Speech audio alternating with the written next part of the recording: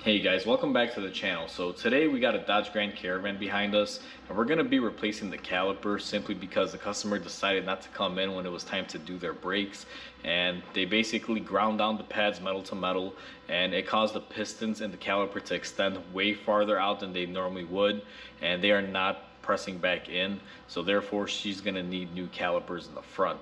Now, just to show you guys, and I can't stress this enough, I really honestly I don't understand why people can't bring the car into the shop. This is the inside of the rotor, guys. Look at what they did to this thing. The front looks good, but the back end, something was seized up, it was making noise, and went metal to metal, and now we're going to be replacing calipers on top of pads and rotors on this car. So let's go ahead and begin. Alright guys, so the first stage in this process is you want to go ahead and remove your caliper. Now, however you remove your caliper is up to you. In this case, I removed the bracket and the caliper in one because my new caliper comes with a bracket. I didn't want to sit there and remove them one by one. Some instances you got to remove them piece by piece. In this case, I got the whole thing off in one. It's just a lot easier that way. Once you get your caliper to this state where you have it off, what you're going to want to do to minimize a mess is you're going to want to use a line lock. And these are very, very useful. What you do with these is you basically take them and you put them on your line here. And what you want to do is, I don't want to go too close to where they start crimping it. I just go close enough to where I can pinch off the line, guys. And the reason why you use these is they will minimize the brake fluid that you're going to be losing out of your system.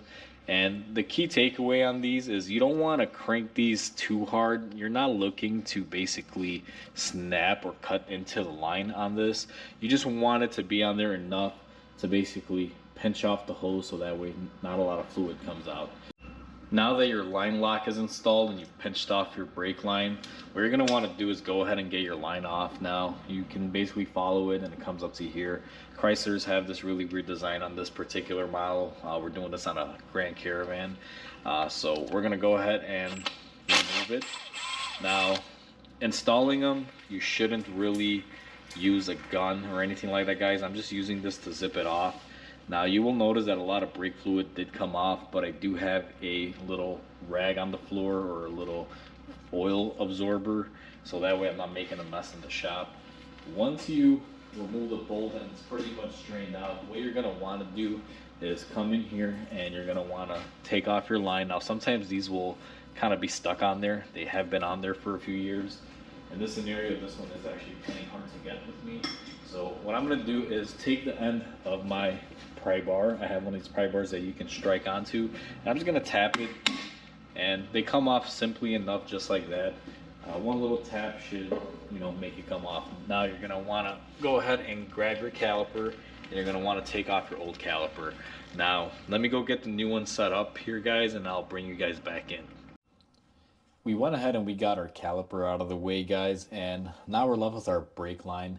You want to clean up your brake line and you want to remove any sort of dust or dirt. Now you want to check both sides. If you guys can kind of see, we actually have a copper washer that is left over on ours, so I'm going to take my pocket knife and just kind of run that off. Now, depending on the style that you have, you may have a different style head on it. They don't all look like this particular one, but what I like to do is take a little bit of my emery cloth and I basically clean up the area where my gasket or my copper washer is going to sit. And you don't gotta really go super crazy here. I just clean up enough just to, get a nice little surface. It doesn't really take much. Once you go ahead and you clean that off, what you're gonna want to do is just take a little bit of brake cleaner and I just spray it off. Just try to get any sort of loose dirt or anything on there. Because if you put the gasket on, and let's say you got a little bit of debris, like a little bit of a rock or piece of dirt, what'll happen is it's not going to seal up correctly and it'll just give you issues. Now on the caliper, what we typically do is we bolt it up using this bolt. Now there's these little copper gaskets. You put one on one side, guys, and then the other one's going to go on the other side of the line. I'm going to demonstrate this for you guys right now so you kind of have an idea, but you're going to put it in right there. Now I already have the gasket on this side. I take my other gasket and I go ahead and I put it in on this side before I install my caliper.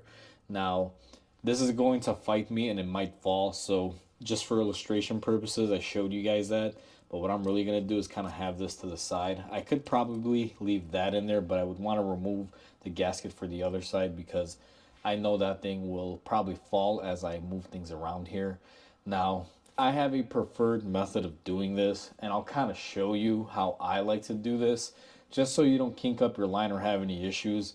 I'm going to go to the driver's side, and I'm going to move my wheel, and I'm going to position it to the right side. You guys can kind of see it moving.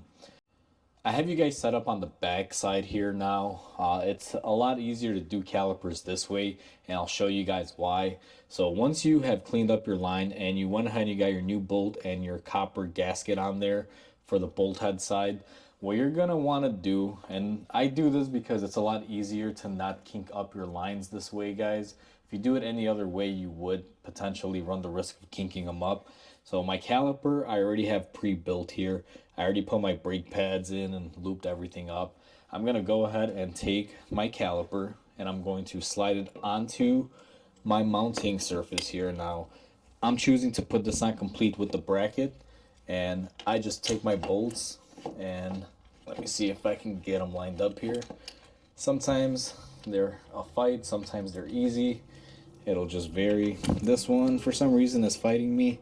Typically, when they recondition these brackets and these calipers, they don't really do a good job of going through the threads that what I find they're kind of coarse, and they fight you when you're going to reinstall the bracket bolts. Now, I got the top one lined up and the bottom one is lined up. I'm just going to leave it loose for now. Now, you will see, and I'll kind of get you guys into a better position, that this is where we're going to bolt up our line. Now you're going to want to take that other gasket that we left off. These are just copper rings, guys. They normally come with the caliper. You get a new bolt and everything.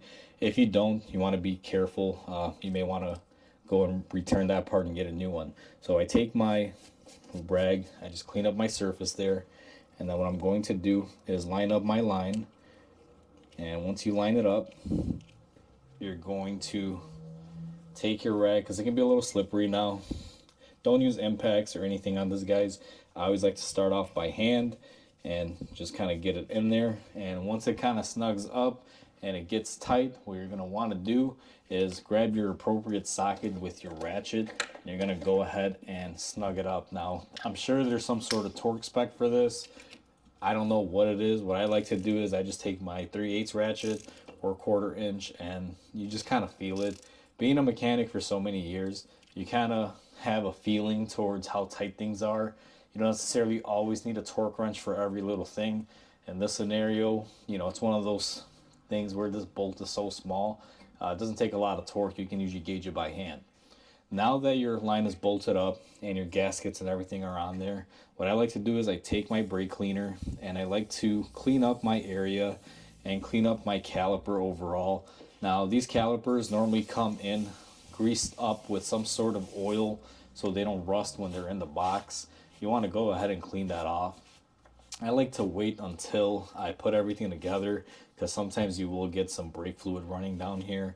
And the reason why you're going to want to clean this up, guys, is because when you bleed your brakes after everything is done, you're going to want to come back here and check to make sure there's no brake fluid leaking or anything residual left on the side.